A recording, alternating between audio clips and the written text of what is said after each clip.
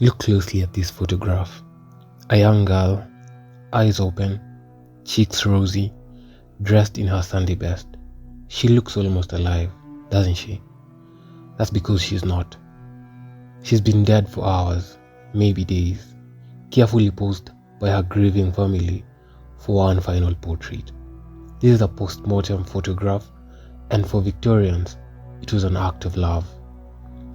I know what you're thinking. This is disturbing, wrong, maybe even grotesque. We live in an age where we filter death out of our feeds, where we swipe past everything that reminds us of our mortality. But our ancestors, they invited death into their parlors, cradled it in their arms, and paid photographers to capture it on glass plates. They didn't look away. They looked directly into the camera, standing beside their deceased children, parents, and spouses, and they called it comfort. This wasn't depravity. It wasn't morbid obsession. For the Victorians, these photographs were precious treasures, sometimes the only image a family would ever have of a loved one. In an era when death came quickly and often, when children died before they could speak their first words, when disease swept through homes like wildfire, these portraits became more than mere photographs. They became proof that someone existed, that they were loved, that they mattered. Today, we're going to step into a world where death wasn't hidden behind hospital curtains and funeral home doors. We're going to understand why families spent a week's wage on a photograph of their dead, why photographers became grief counselors, and why, against all modern instincts, these haunting images held a beauty that transcended the grave. So stay with me, because once you understand the morbid charm of Victorian post-mortem photography, you'll never look at a family portrait or death itself the same way again.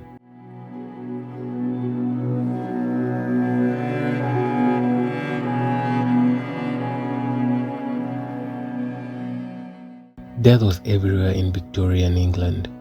1 in 3 children didn't live past their 5th birthday. Cholera, tuberculosis, scarlet fever, they didn't discriminate between rich and poor, and they moved fast. A child could be laughing at breakfast and gone by dinner. Mothers went to bed not knowing if they'd wake up to find their infant cold in the cradle. This wasn't pessimism. This was Tuesday. Families didn't wonder if death would visit. They wondered when and who it would take next. Then in the 1840s, something revolutionary happened. Photography arrived, and suddenly, immortality cost a few shillings instead of a portrait painter's fortune. For the first time in human history, ordinary people, from factory workers, servants, or even shopkeepers, could afford to preserve a face, a moment, a life. But here is the cruel irony. By the time most families could scrape together the money for a photograph, it was too late. The child was already gone. The mother had already succumbed to childbirth fever. The father had already fallen to the factory accident. So they did the only thing they could. They photographed them anyway. Post-mortem photography wasn't a macabre curiosity. It was a lifeline for the grieving. These portraits became the most precious possession a family owned, often the only visual proof that their loved one had existed at all. Photographers became part grief counselors and part artists, traveling to homes where they'd pose the deceased in chairs, on couches, sometimes held in their parents' arms as if merely sleeping.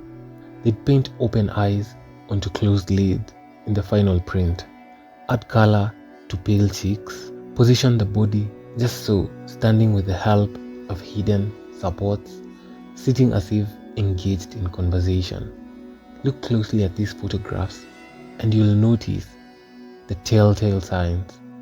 One figure slightly blurred from movement, while another is perfectly still, eyes with an unsettling glassy stare, or painted on pupils. A child propped unnaturally upright, surrounded by flowers, hands positioned to hide the limpness of death. The photographers knew what they were doing. They weren't trying to fool anyone. The families knew their loved one was dead. They were creating a fiction everyone agreed upon, a final mercy that said, here, in this frozen moment, death does not have the final word. Here, they look peaceful. Here, they look like they're just sleeping. And here, they still look like ours.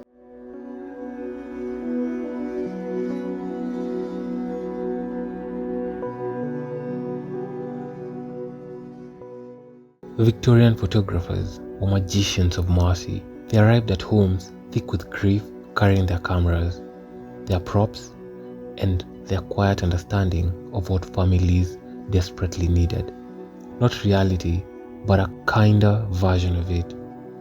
They knew that a mother who just lost her daughter didn't want to remember the pale, rigid body she washed and dressed. She wanted to remember the child who once sat in that chair, who once wore that dress, who once looked at her with eyes full of life.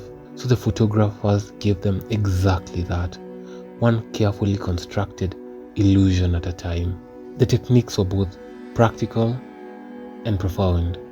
Photographers used metal stands hidden behind bodies to prop the deceased upright, making them appear to stand naturally among their living relatives. They positioned the dead in chairs, with their heads supported by barely visible braces, hands carefully arranged in their laps, holding books, flowers, or even toys. Some opened the corpse's eyelids for the exposure, capturing that haunting direct gaze that makes many of these images unsettling to modern eyes. Others painted eyes onto the photographic plate afterwards, adding pupils and highlights that mimicked the spark of consciousness. Cheeks were sometimes tinted pink in the final print. Children were posed as if napping, surrounded by their favorite dolls. Adults were seated at tables, positioned to look contemplative rather than deceased. The most heart-wrenching compositions featured entire families gathered around the dead as if for an ordinary portrait, which was mother, father, living children, and the deceased child or infant. Everyone dressed in their finest. Everyone looked at the camera, creating a complete family picture that could otherwise never exist. This wasn't deception. Everyone in that room knew the terrible truth. The mother holding her baby knew those limbs were cold. The father standing beside his wife knew she'd never stand on her own again. The siblings posing with their brother knew he'd never tease them again. But for the length of that exposure, sometimes 30 seconds, sometimes several minutes, they could pretend. They could create a moment that never was, but should have been. A moment where the family was whole, where death was just sleep, where love was stronger than the grave. These photographs weren't meant to fool anyone. They were meant to comfort, to say that even though death had stolen the future, it couldn't steal the image. It couldn't erase the face.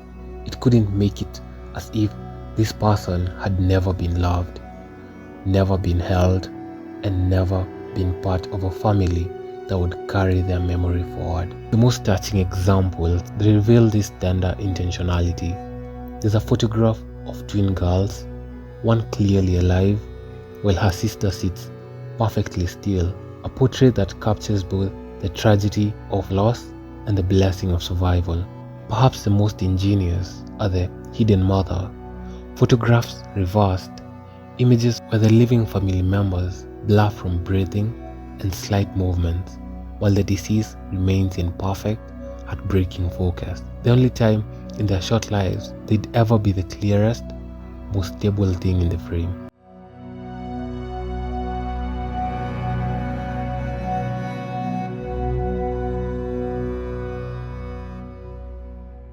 We hide our dead now. We outsource grief to funeral homes with hushed voices and soft lighting, where professionals handle the body so families don't have to. We talk about closure and moving on as if grief has an expiration date, as if the goal is to feel less, forget faster, and return to normal as quick as possible. We keep our mourning private, our tears behind closed doors, our grief confined to therapy, offices, and late-night moments when no one's watching. But the Victorians understood something we've forgotten. Grief isn't something to get over. It's something to live with, to honor, to weave into the fabric of daily existence. And post-mortem photographs were the thread that kept the dead woven in the lives of the living. These portraits weren't morbid indulgences. They were survival tools for the heartbroken.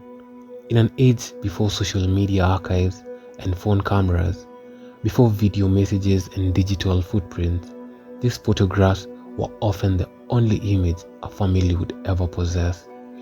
They became sacred objects, displayed prominently in parlors where visitors would see them, kept in lockets, worn close to the heart, tucked into Bibles and prayer books. Mothers would show these portraits to neighbors and relatives, not with shame, but with pride, saying, "This was my daughter," or "This was my son. See how beautiful they were. See that they existed." The photographs transformed the invisible absence into visible proof. They allowed families to say, death took their breath, but not their face, not their place in this family, and not their right to be remembered. Victorian mourning was a public, communal affair that lasted years, not weeks. Widows wore black for 2 years or more. Families covered their homes in mourning clothes. They held elaborate funerals, lengthy wakes, and regular memorial services. Grief wasn't something to hide or apologize for. It was expected, ritualized, and witnessed by the whole community. The post-mortem photographs fit perfectly into this culture of visible mourning. It gave people something to gather around, to point to touch. When words failed, and they always did, there was the photograph. When memory began to fade, as it inevitably would, there was the face, frozen in time and unchanging. Children who never knew their deceased siblings could see their faces. Grandchildren could know their grandparents who died before they were born. The photographs kept the dead in conversation and literally bringing them to the table during family gatherings when someone would say, "Do you remember when?" and pull out the portrait. There's a big difference between this and our modern relationship with death, and the difference is staggering. We've sanitized grief, made it private and apologetic. We give people 3 days of bereavement leave and expect them to come back at their desk, functioning normally, as if a fundamental piece of their world hasn't just shattered. We delete photos of the deceased from our phones because seeing them is too painful. We avoid mentioning their names, afraid of upsetting the bereaved, as if pretending the person never existed is somehow kinder than remembering they did. We've traded communal grieving for isolated suffering and public remembrance for private forgetting. The Victorians would have found this baffling and cruel. To them, the worst thing wasn't grief, it was erasure. The worst tragedy wasn't death itself, it was the fear that the person who died would be forgotten, would leave no mark, and would vanish as if they'd never drawn breath at all. The post-mortem photograph fought against that erasure with everything it had. It said, "You are here, you were loved, and you mattered. And even though you're gone, we're not letting you disappear. We're keeping your face in our home, on our walls, and in our hands. We're making sure that anyone who enters this house knows you existed, that you were ours, that grief isn't something to hide because love isn't something to be ashamed of. These photographs didn't help Victorians to get over their loss. They helped them live alongside it, to carry it with dignity and purpose, to transform unbearable absence into tangible presence. In that frame, death did not have the final word. Love did. Thank you for watching. Until the next one.